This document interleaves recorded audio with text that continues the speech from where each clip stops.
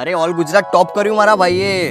Congratulation. કીધું તું ને તા ભાઈએ બધામાં ફેલ થશે. લાયો ને 180 ઓવરઓલ. અરે તારું તો રિઝલ્ટ ચેક કર. કરું. અરે યાર પાસ થઈ ગયું. ઇન્ટરનલમાં 20 માર્ક્સ આપી દીધા સ્કૂલવાળાએ.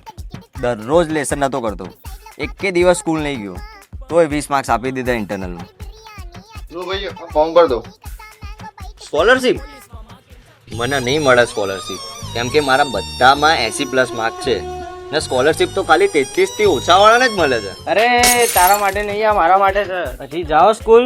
કીધું તું છોકરે પાસે ફરો તો જ સ્કોલરશિપ મળે. હેડ ચિરાગ આપણે જતા આવીએ ને એડમિશનનું સરને પૂછતા આવીએ. સર બોલો શું થયું? સર અમારે એડમિશન જોતું હતું, અમારી માર્કશીટ એકવાર ચેક કરી લો. ગણિતમાં 90, ફિઝિક્સમાં 85 અને કેમિસ્ટ્રીમાં 95. ઓહો, અરે આ તો કે માર્ક્સ છે. ચાલ. અરે આ ચિરાગ કોણ છે? સાહેબ હું. અરે ઓલ ગુજરાત ટોપ 182 લાયા. આવો. અરે સાહેબ. બસ બોલો શું લેશો? ચા લેશો કે પાણી? ના થેન્ક યુ. બોલો કઈ બ્રાન્ચમાં એડમિશન આપું?